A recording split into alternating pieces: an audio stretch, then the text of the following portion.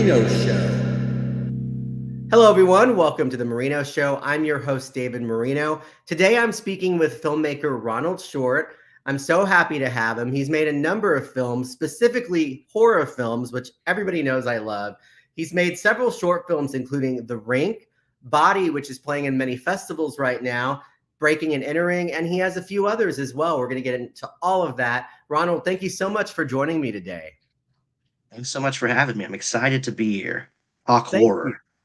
Well, I watched, your films. You sent me, some of the films that you've done so far. And I just have to say, well done. I love horror. I've watched it since I was a kid. I don't know, we'll get into what you're a fan of in the horror world. But what I will say, there's a common theme in your films is that things are not what they seem whenever it starts. It's sort of a common theme, and I love it.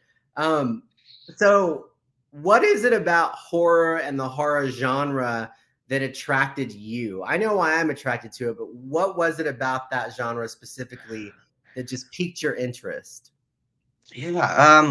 Horror. So I have a lot of friends who are horror filmmakers who started watching horror, behind their parents' backs, like as kids, sneaking away, watching all of them that they weren't supposed to see.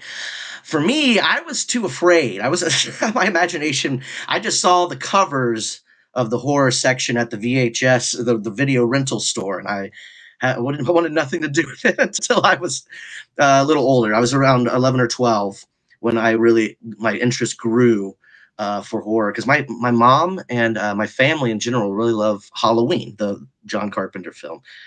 Michael Myers is like my mom literally calls him that's my Michael or and stuff. I don't know. It's just a real super fan. Oh, there you go. Yes. Yes. That's one of my favorites as well. Yeah. So that was my entry point. I started watching it because my family loved it, and from there, I just it kind of opened my worldview of cinema. Uh, and I just started watching, yeah, a lot of horror. I think being scared is such a fun feeling, especially if they're able to achieve that. And when you're able to do it, like sitting in an audience watching a horror film, even if it's not one you made, like even if it's one you made and you scared them, that's even better. But the experience of just watching it and sharing it with other people, it's like a campfire story, but on the big screen. That's what I like about horror. Everybody likes to be scared a little bit. Even if you don't like it, you kind of like it. Right. So what's your process when it comes to writing or, making these films? I mean, how does that go for you? I know for different people, it's a different process. You kind of have to be Sure. in the vibe of really wanting to write, or an idea comes to you. I always find that even with myself with creative things, it comes to me at the weirdest times. Like I'll be asleep and I'll think of something. So Oh for yeah. you, what is that like? So it's different with each idea. I mean, it takes a lot of. If I have inspiration for a story, I really just think about it for a very long time, unless it's something quick that comes together, which is very rare.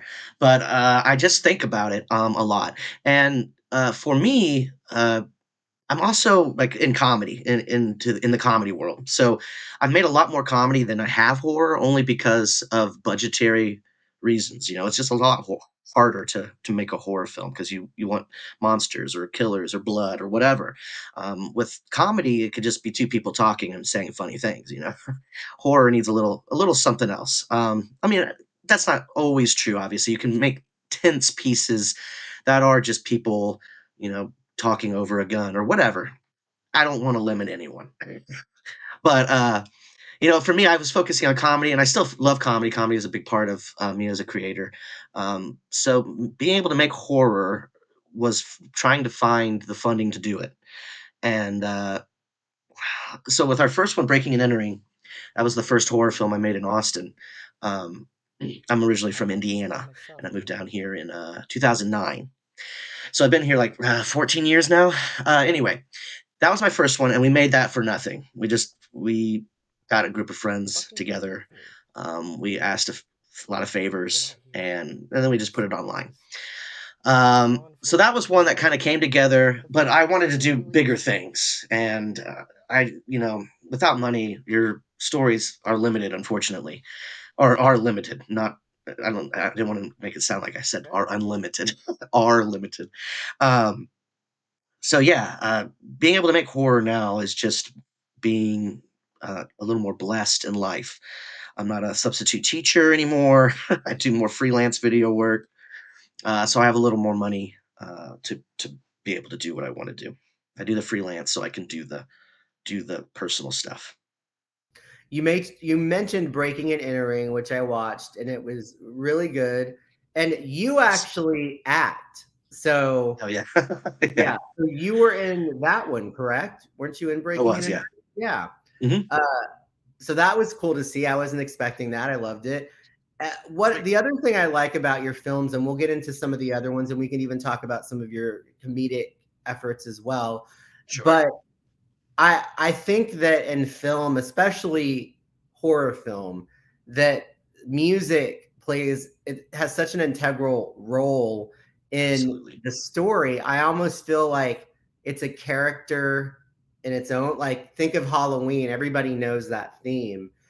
What Yes. I appreciated in your films is that the music is it sets the tone. It really goes with the the feeling that you're trying to present in the films. Yes. So how do you make that happen? Because we were talking about funding, and that's a whole separate thing.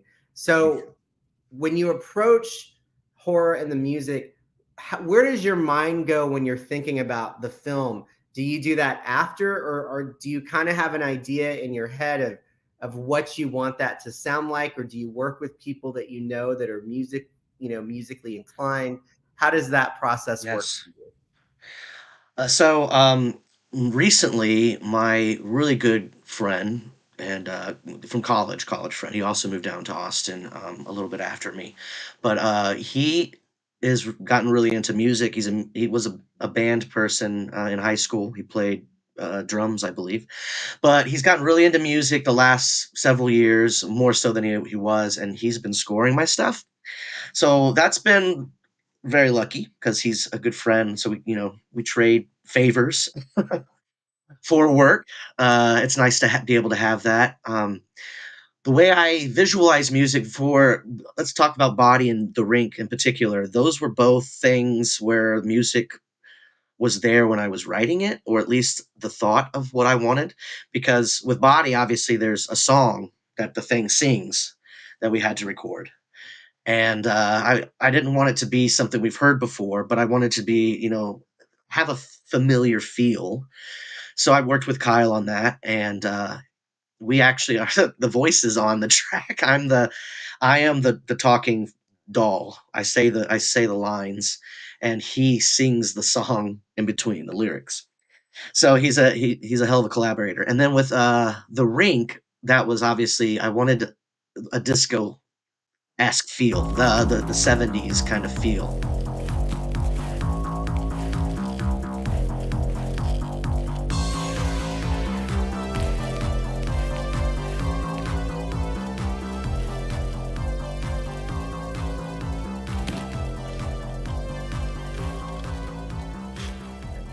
And he came back with that plus a little bit of, in my opinion, John Carpenter, a little bit of that synthy, and he has a lot of organ in it too, which I love. Like with the Rink, I really wanted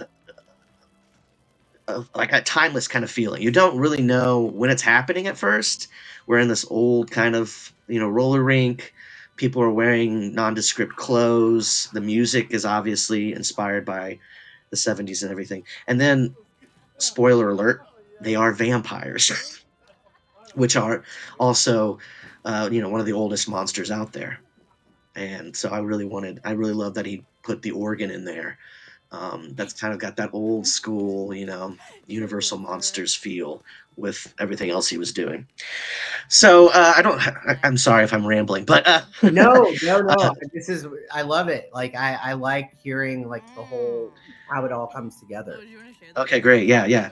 I mean, it really depends for other projects, but with like the horror stuff recently, it's been music has been there from the beginning with inspiration, uh, or I like to listen to music while I write. and so I'll try to make playlists and stuff of things that I enjoy. And John Carpenter's put a lot of records out recently, the last several years, and those are always on it. So it's always got a little feel for it. But yeah, that's kind of the process. I don't know if I answered your question. You did, you did. The Okay, rink. great. Let's go back to the rink. Yeah.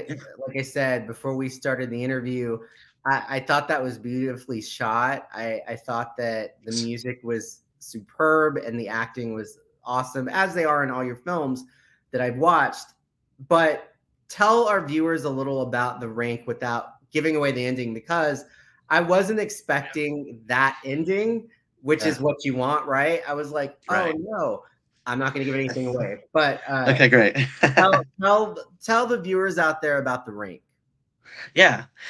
So first, I want to give kudos to my DP, Travis Ward, who helped. We worked together to create the look of the film, and I think that's some of the best stuff he's done. Was The Rink. I don't mean to sound egotistical or anything, but but it's just really good work with Travis. Travis is he really killed it with that flick.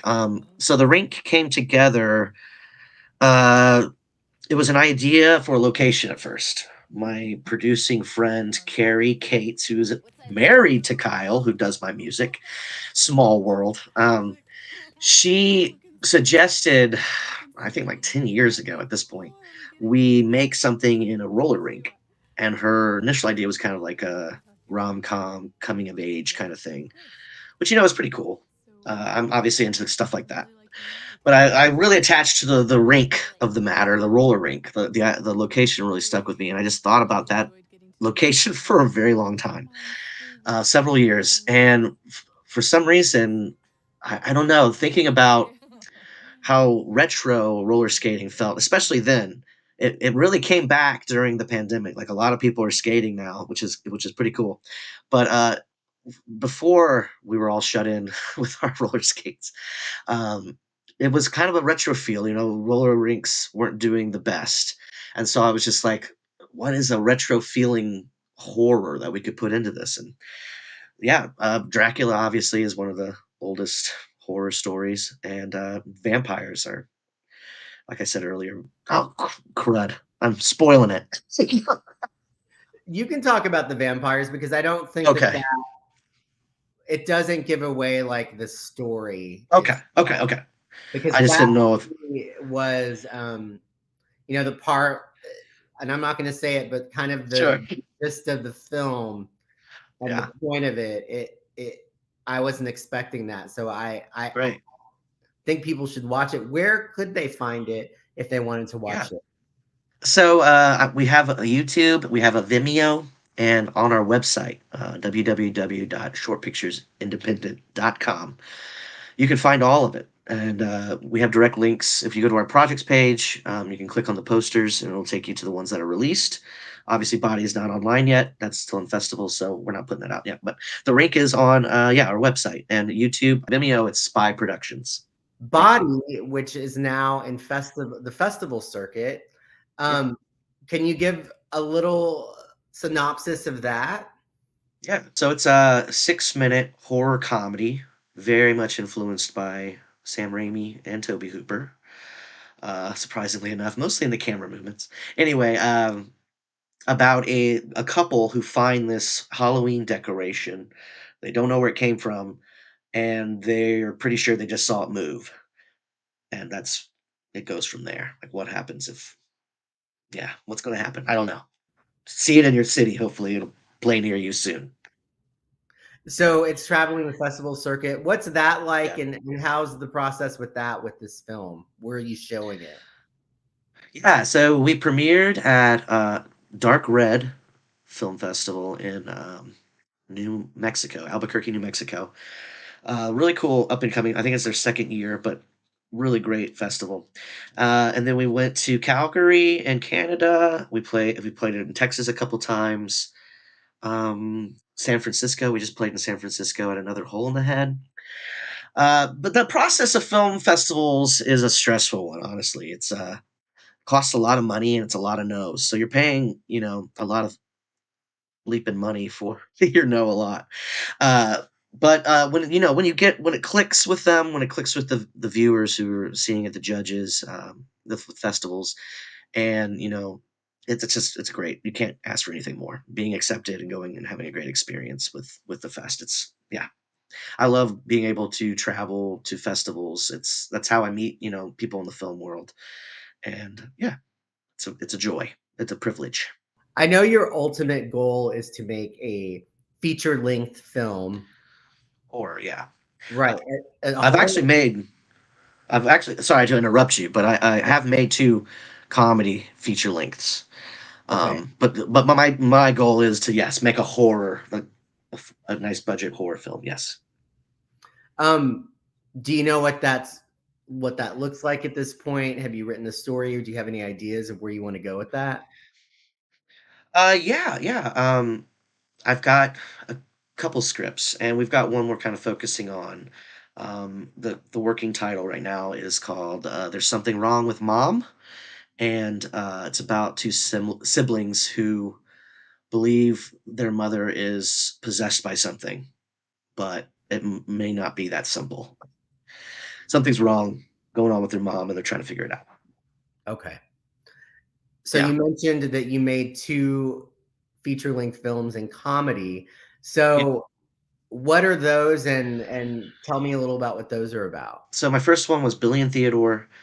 It was my feature. I've just moved to Austin, and I was ready to make something big.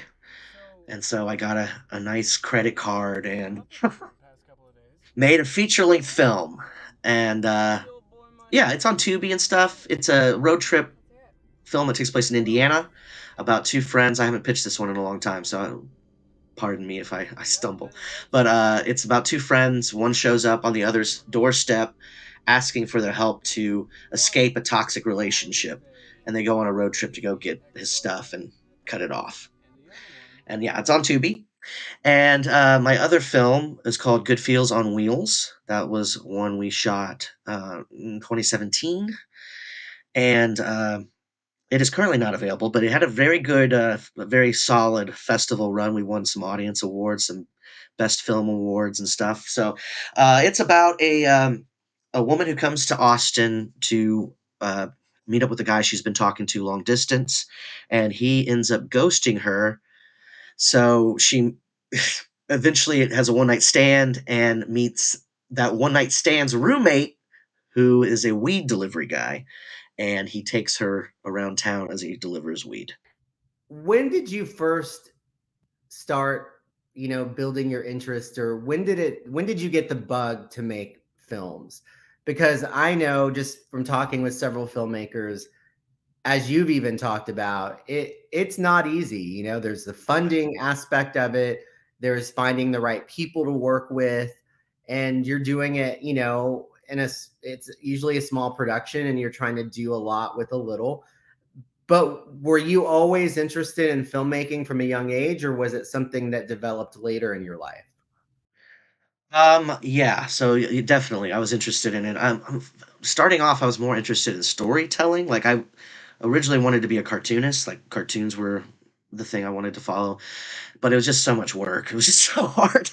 So I just wasn't that strong of an artist, and I knew it, but I wanted to tell stories, and I started, screwing around with my family's video camera when I was in 8th grade, making films with my sister and like my Godzilla toys and stuff. My first film was a Godzilla short film. Where it was just toys tearing up, cityscapes and whatnot. And then from there, I was lucky enough to go to a high school where they had a film festival. They started it shortly after I got there. Funnily enough, another aside for you. My wife is the person who started it.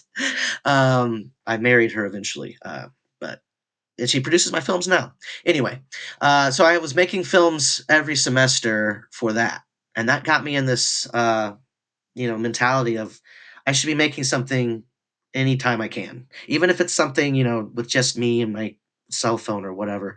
Just try to be creative. I have to be creative, and through doing that and just making stuff and talking to people and just trying to find and network and I've been able to collect a team of people that I think we all work really well together. And obviously, we have moving pieces, and I'm just thankful for Austin and the people who are here and creative scene and the people I've met to collaborate with. It's been I got a great team of people, and I'm happy, very happy. So you said you've been here since 2009, and in that time, have you seen a change in the film industry in Austin? And if so, what is it that you've seen over the years that you've been working here? Yeah, yeah. Um, the film scene in Texas is a real roller coaster. In that, when I first moved here, the tax incentives were rivaling, Louisiana, New Mexico, and even getting closer to Atlanta. And people in charge through the years have gutted that a lot. Thankfully, we're getting back around to it. So I've also seen a lot of, there's a studio being built in San Marcos. There seems to be a real interest in making stuff here in Texas growing, which I'm thankful for. Like when I first moved here, True Grit was shooting, Friday Night Lights, uh, Linklater's Boyhood was filming every year. Like there was just so much going on, and then there was just a dry spell for a long time. A lot of Yeah, I've commercial heard work. that a lot of people left to go to like to Atlanta or Yeah, Georgia because the incentives were right. better. Yeah, they just gutted the incentives completely for a while there. Thankfully, we've gotten them back, not to where they were, but it's a huge improvement, and hopefully it just keeps growing. We just need to. I don't know. I don't get the reason we attack movies because movies. Everyone loves movies. Why do you want to?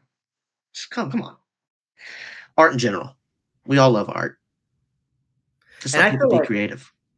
Right, and I feel like Austin and the surrounding area, it's such a great place to you can find all different landscapes, you Yes. can find the downtown if you want it, you Yes. can find I mean, there's so many places around Austin that are just great film sites. You have Bastrop, I mean, there's Yeah. so many great, at least to me, filming locations that you would think that this would be a place that they would work hard to retain those kind of Absolutely. incentives because that Yeah. brings that really, I mean, that helps the economy, as well. Absolutely. Yeah. Yeah. And I will say, I mean, it's more of a statewide thing, attacking those incentives as opposed to local. Austin, the film scene here is incredible. It's just a lot of more independent stuff. People, scratching and surviving, just trying to make it happen however they can. Because we gotta make it somehow. So just come on, just come on. Just let me I make know. it. So you've made comedies, you're focusing right now on horror films. Is there a certain genre or a kind of film that you would love to make that has been percolating that you see yourself doing in the future? Yeah, I have the dream film for sure. I have a script that I wrote a long time ago. I don't want to go too far into it because I don't want people to steal it. But it's essentially a romantic meet cute that happens in the middle of a kaiju battle. Like two kaiju's have invaded, and these two people are stuck together. That's it. But I really want to make that like man in suit, not CGI, like real people and sets, and it just take a lot of money. Yeah. If you could work with one filmmaker and like your dream filmmaker, who would that be? I gotta go Sam Raimi. Sam Raimi is definitely. I just wanted him to see one of my films and be like, "I want to make your next thing, kid." I don't mean I'm almost 40, so he wouldn't say that, but I really. Hey, I'm over 40, we can still be good. Okay, all right, all right. Yeah.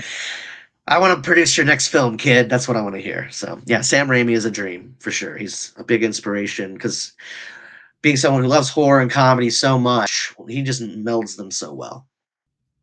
So what's next up right now? What are you focusing on now? I know you have the film that's in the, festival circuit, as we mentioned, Body, but Yeah. what is your next sort of move?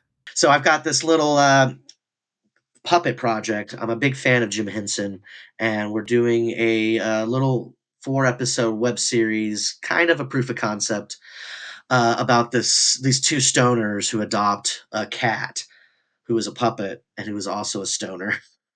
So it's like about three stoners hanging out essentially, but Oh there's my like 5 minute 5 minute episodes, and we're filming that in February. We're doing 4 eps, and then we're doing another horror short film.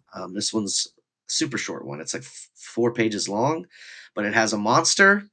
So we're putting a good chunk of money up for the monster, and yeah, hopefully it comes together. We're filming it on my parents' farm in Avon, Indiana. So you've been doing this for a long time in terms of filmmaking. What would your advice be to somebody who is interested in being a filmmaker and they're creative and maybe they've written, different stories and they envision that becoming a film, but they're kind of stuck and not quite sure how to break in or what to do next? So let me think. Going to networking events is very important. There's a lot of, even in Indianapolis, they had a filmmakers meetup that I would attend and meet, local Midwestern filmmakers. And I know Austin has one, and a lot of cities with creatives will definitely have a film meetup. Important to go there to meet crew members and even actors sometimes. I mean, anybody really, anyone ready to work on a film, and usually do it for very little favors. We creatives have to get creative with how we make stuff. Um, but beyond that, going to film festivals, a lot of cities are getting festivals that didn't have them before. And festivals, filmmakers love to watch their stuff with people. So there's a lot of filmmakers at festivals, and it's very much worth your time to go there and try to meet people. Sometimes there are meetups at the festivals. You can buy a pass and go to the networking events. If there's a festival in your area, that's really important. But finally, I just say if there's something you want to make, uh, write for write for your what you have. Write for where you're at currently.